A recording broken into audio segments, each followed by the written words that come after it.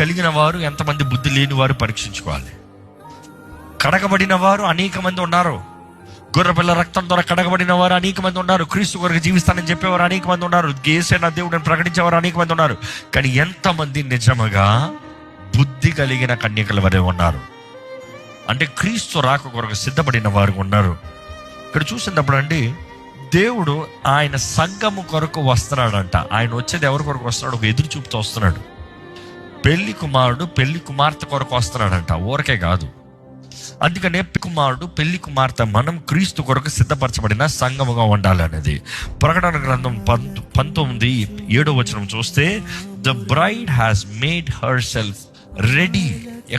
అప్పుడు గొప్ప జనసమూహము శబ్దమును, విస్తారమైన జలముల శబ్దమును, బలమైన ఉరుముల శబ్దమును పోలిన ఒక స్వరము, సర్వాధికారి అయిన ప్రభువు మన దేవుడు ఏలుచున్నాడు, ఆయనను స్తుతించుడి.